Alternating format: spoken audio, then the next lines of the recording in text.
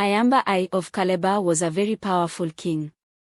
He fought and conquered all the surrounding countries, killing all the old men and women, but the able-bodied men and girls he caught and brought back as slaves, and they worked on the farms until they died. This king had 200 wives, but none of them had borne a son to him. His subjects, seeing that he was becoming an old man, begged him to marry one of the spider's daughters, as they always had plenty of children. But when the king saw the spider's daughter, he did not like her, as she was ugly, and the people said it was because her mother had had so many children at the same time. However, in order to please his people, he married the ugly girl and placed her among his other wives, but they all complained because she was so ugly, and said she could not live with them.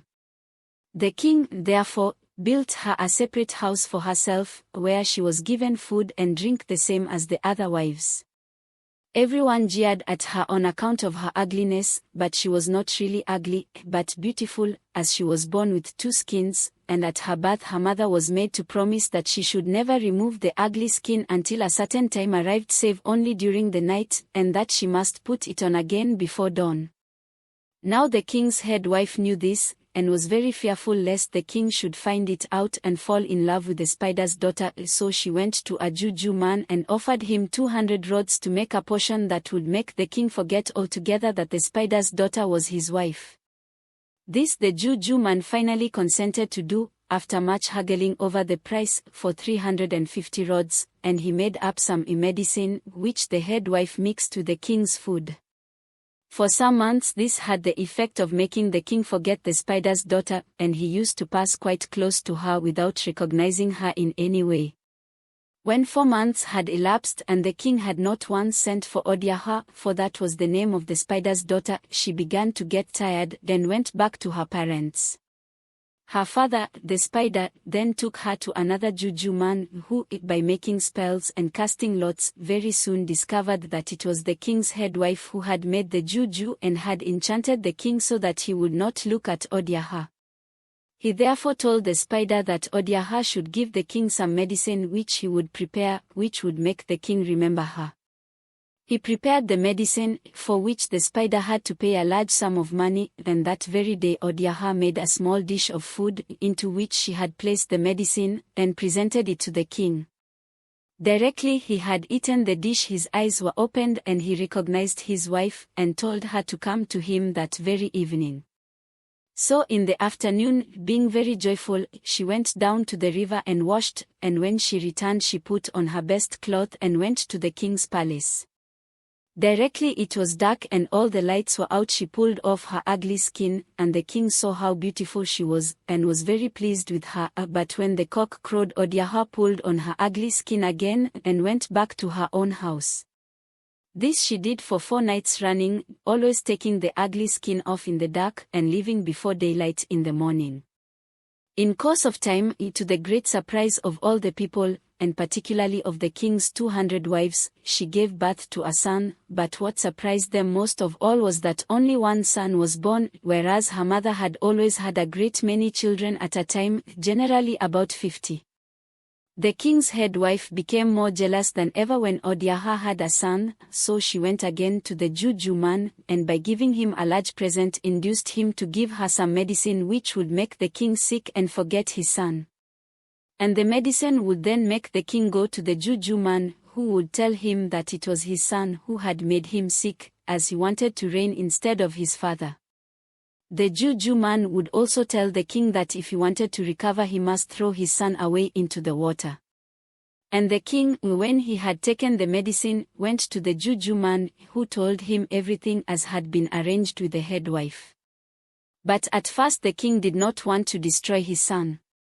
Then his chief subjects begged him to throw his son away, and said that perhaps in a year's time he might get another son. So the king at last agreed, and threw his son into the river, at which the mother grieved and cried bitterly. Then the head wife went again to the juju man and got more medicine, which made the king forget Oaha for 3 years, during which time she was in mourning for her son. She then returned to her father, and he got some more medicine from his juju man, which Oaha gave to the king. And the king knew her and called her to him again, and she lived with him as before. Now the juju who had helped Adayaha's father, the spider, was a water juju, and he was ready when the king threw his son into the water and saved his life and took him home and kept him alive. And the boy grew up very strong. After a time Odiaha gave birth to a daughter, and her the jealous wife also persuaded the king to throw away. It took a longer time to persuade him, but at last he agreed and threw his daughter into the water too, and forgot Odiaha again. But the water juju was ready again, and when he had saved the little girl, he thought the time had arrived to punish the action of the jealous wife, so he went about amongst the head young men and persuaded them to hold a wrestling match in the marketplace every week. This was done, and the water juju told the king's son, who had become very strong, and was very like to his father in appearance, that he should go and wrestle, and that no one would be able to stand up before him. It was then arranged that there should be a grand wrestling match, to which all the strongest men in the country were invited, and the king promised to attend with his head wife. On the day of the match the water juju told the king's son that he need not be in the least afraid, and that his juju was so powerful that even the strongest and best wrestlers in the country would not be able to stand up against him for even a few minutes.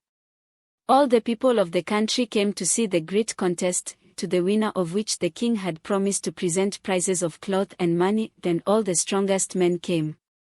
When they saw the king's son, in whom nobody knew, they laughed and said, "Who is this small boy? He can have no chance against us." But when they came to wrestle, they very soon found that they were no match for him. The boy was very strong indeed, beautifully made and good to look upon, and all the people were surprised to see how like he was to the king. After wrestling for the greater part of the day, the king's son was declared the winner, having thrown everyone who had stood up against him. In fact, some of his opponents had been badly hurt, and had their arms or ribs broken owing to the tremendous strength of the boy. After the match was over, the king presented him with cloth and money, and invited him to dine with him in the evening. The boy gladly accepted his father's invitation, and after he had had a good wash in the river, put on his cloth and went up to the palace, where he found the head chiefs of the country and some of the king's most favored wives. They then sat down to their meal, and the king had his own son, whom he did not know, sitting next to him. On the other side of the boy sat the jealous wife, who had been the cause of all the trouble. All through the dinner this woman did her best to make friends with the boy, with whom she had fallen violently in love on account of his beautiful appearance, his strength, and his being the best wrestler in the country. The woman thought to herself, "I will have this boy as my husband is now an old man and will surely soon die." The boy, however, who was as wise as he was strong, was quite aware of everything the jealous woman had done, and although he pretended to be very flattered at the advances of the king's head wife, he did not respond very readily, and went home as soon as he could. When he returned to the water juju's house, he told him everything that had happened, and the water juju said, "As you are now in high favor with the king, you must go to him tomorrow and beg a favor from him. The favor you will ask is that all the country shall be called together, and that a certain case shall be tried, and that when the case is finished, the man or woman who is found to be in the wrong shall be killed by the egbos before all the people." So the following morning the boy went to the king, who readily granted his request, and at once sent all round the country appointing a day for all the people to come in and hear the case tried.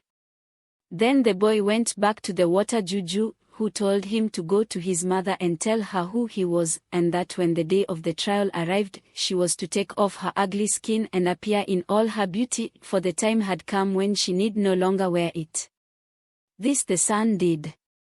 When the day of trial arrived, Rodiaha sat in a corner of the square, and nobody recognized the beautiful stranger as the spider's daughter. Her son then sat down next to her, and brought his sister with him. Immediately his mother saw her, she said. When the day of trial arrived, Rodiaha sat in a corner of the square, and nobody recognized the beautiful stranger as the spider's daughter. Her son then sat down next to her, and brought his sister with him. Immediately his mother saw her, she said, "This must be my daughter, whom I have long mourned as dead," and embraced her most affectionately. The king and his head wife then arrived and sat on their stones in the middle of the square, all the people saluting them with the usual greetings. The king then addressed the people, and said that he had called them together to hear a strong palaver at the request of the young man who had been the victor of the wrestling, and who had promised that if the case went against him he would offer up his life to the Egbo. The king also said that if, on the other hand, the case was decided in the boy's favor, then the other party would be killed, even though it were himself or one of his wives. Whoever it was would have to take his or her place on the killing stone and have their heads cut off by the Egbos. To this all the people agreed and said they would like to hear what the young man had to say. The young man then walked round the square and bowed to the king and the people, and asked the question, "Am I not worthy to be the son of any chief in the country?" And all the people answered yes. The boy then brought his sister out into the middle, leading her by the hand. She was a beautiful girl and well made. When everyone had looked at her, he said, "Is not my sister worthy to be any chief's daughter?" And the people replied that she was worthy of being anyone's daughter, even the king's. Then he called his mother Oaha, and she came out, looking very beautiful with her best cloth and beads on, and all the people cheered, as they had never seen a finer woman. The boy then asked them, "Is this woman worthy of being the king's wife?" And a shout went up from everyone present that she would be a proper wife for the king, and looked as if she would be the mother of plenty of fine healthy sons. Then the boy pointed out the jealous woman who was sitting next to the king, and told the people his story, how that his mother, who had 2 skins, was the spider's daughter, how she had married the king, and how the head wife was jealous and had made a bad juju for the king, which made him forget his wife, how she had persuaded the king to throw himself and his sister into the river, which, as they all knew, had been done. But the water juju had saved both of them, and had brought them up. Then the boy said, "I leave the king and all of you people to judge my case. If I have done wrong, let me be killed on the stone by the Egbos. If, on the other hand, the woman has done evil, then let the Egbos deal with her as you may decide." When the king knew that the wrestler was his son, he was very glad, and told the Egbos to take the jealous woman away, and punish her in accordance with their laws. The Egbos decided that the woman was a witch, so they took her into the forest and tied her up to a stake, and gave her 200 lashes with a whip made from hippopotamus hide, and then burnt her alive, so that she should not make any more trouble, and her ashes were thrown into the river. The king then embraced his wife and daughter, and told all the people that she, Oaha, was his proper wife, and would be the queen for the future. When the palaver was over, Oaha was dressed in fine clothes and beads, and carried back in state to the palace by the king's servants. That night the king gave a big feast to all his subjects, and told them how glad he was to get back his beautiful wife whom he had never known properly before, also his son who was stronger than all men, and his fine daughter. The feast continued for 166 days, and the king made a law that if any woman was found out getting medicine against her husband, she should be killed at once. Then the king built 3 new compounds, and placed many slaves in them, both men and women. 1 compound he gave to his wife, another to his son, and the 3rd he gave to his daughter. They all lived together quite happily for some years until the king died, when his son came to the throne and ruled in his stead.